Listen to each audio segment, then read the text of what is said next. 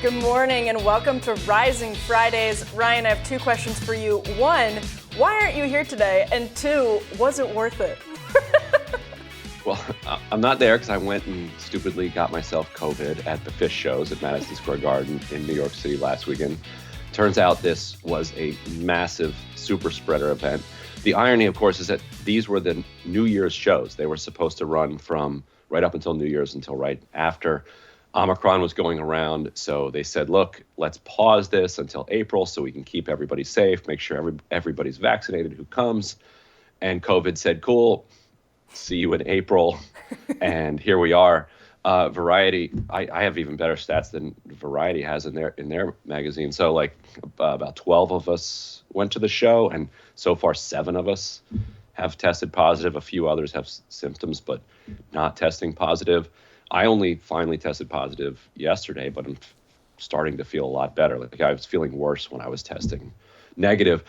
Was it worth it? The shows were great. I think whether it's worth it, kind of ask me in a couple of weeks. You know, if I got anybody infected who has serious complications, then for sure, then it wasn't.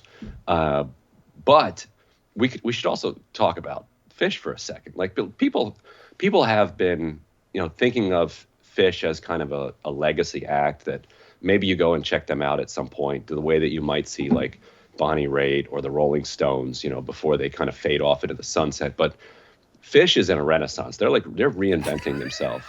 And the music world is just asleep on this. And so I think people need to wake up to what fish is doing in its kind of new incarnation. Fish is in a super renaissance? spreader event aside.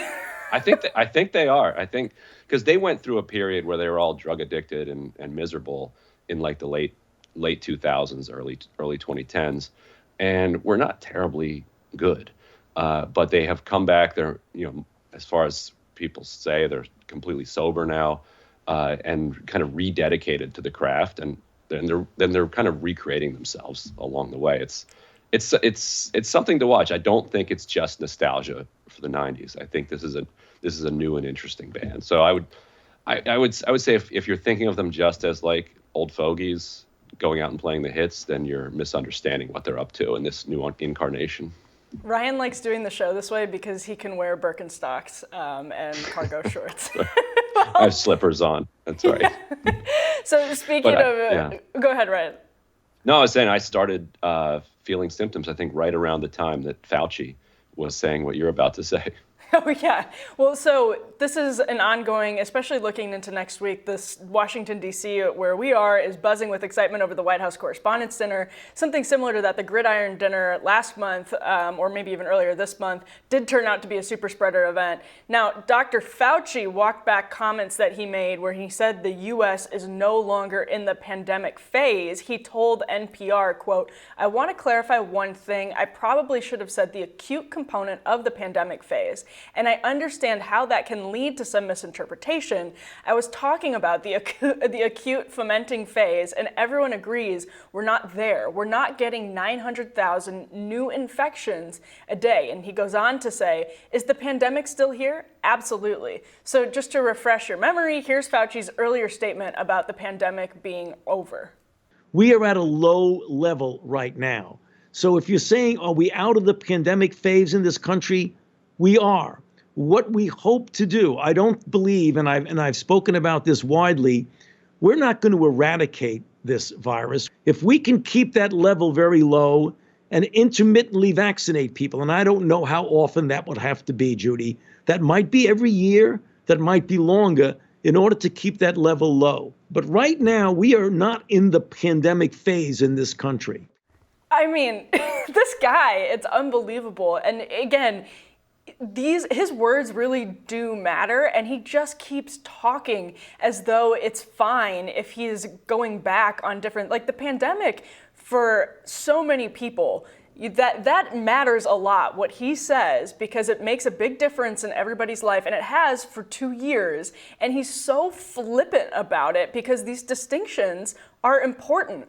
The distinction between if we're absolutely out of a pandemic and whether we're still in the acute phase or whatever he wants to call it, That's a big deal. It does matter. And I think it's amazing how flippant he is with his words. And maybe if he didn't talk so much, he seems to be obsessed with going on every media show. Maybe if he didn't talk so much, he wouldn't run into these problems. I don't know, Ryan. Do you find that as frustrating as I do?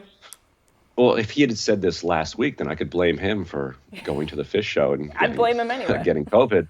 Yeah. Okay. Yeah. I'm going to go back in time and blame him. But I mean, he didn't make it very clearly, and his job is to make his points clearly. He's a public health official. His job is to communicate. Underneath what he's saying, I think there is a reality there that there aren't 900,000 infections a day. There aren't, more than 1,000, 2,000, 3,000 people dying every day. There aren't, ICU beds filled up. There aren't hospitals shutting down. You want elective surgery, you can go get elective surgery.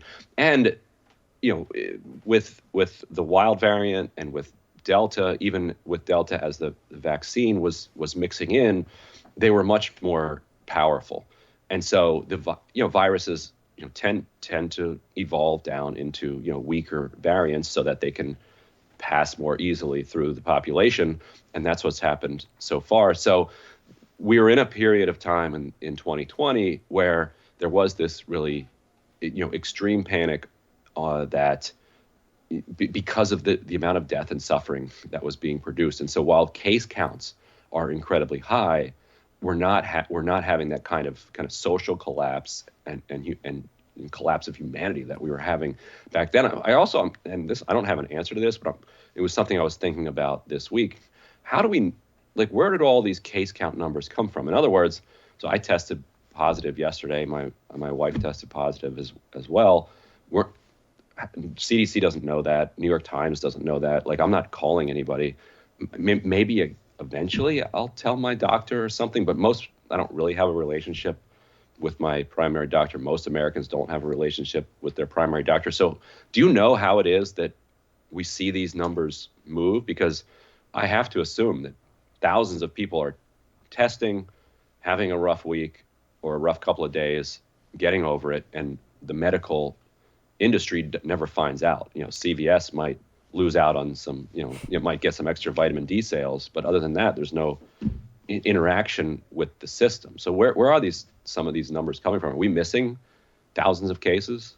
I think we almost certainly are, and that's again this process of getting back to some semblance of normalcy. It's really important to the country, and if Dr. Fauci were not so, I think, casual and flippant and continuing to sort of do these walkbacks with his own words, then this process, people would be able to trust when it's okay and when, what normal should look like. But he blew that credibility literally years ago at this point. And so I genuinely think that's why going ahead, people see news like the super spreader fish concert. They're going to see probably next week that the White House Correspondents' Dinner was a super spreader event. And that means politicians, everyone's going to keep wearing their masks. But normal people have moved on and want to move on and want to feel like they're safe moving on. And at some point, obviously, we have to say it is safe to move on. And a lot of states have done way better than the federal government with this.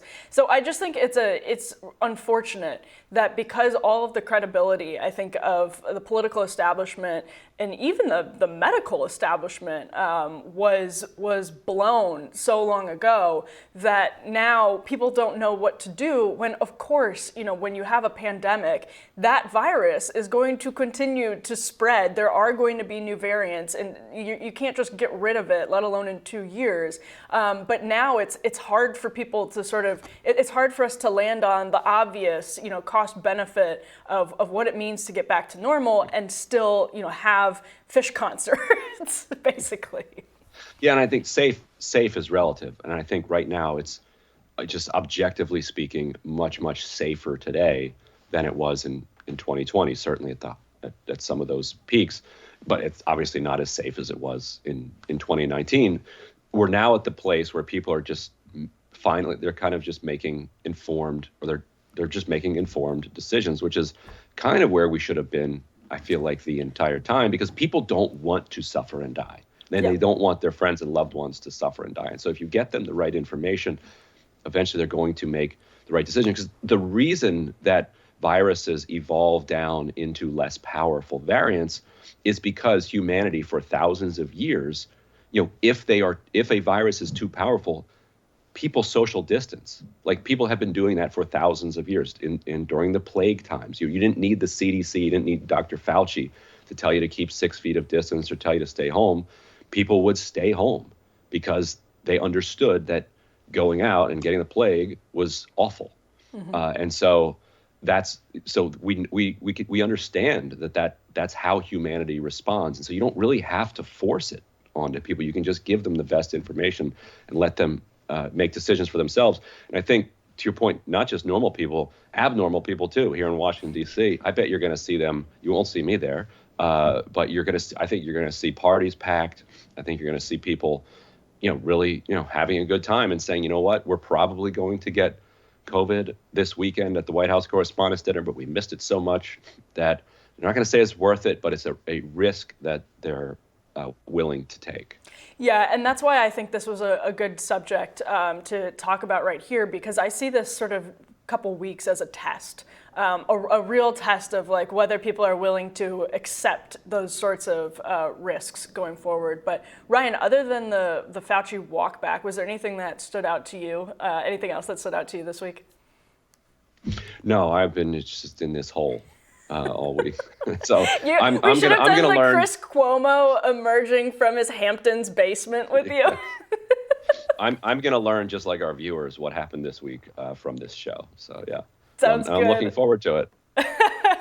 Well, we'll tell you what's on our radars right after this.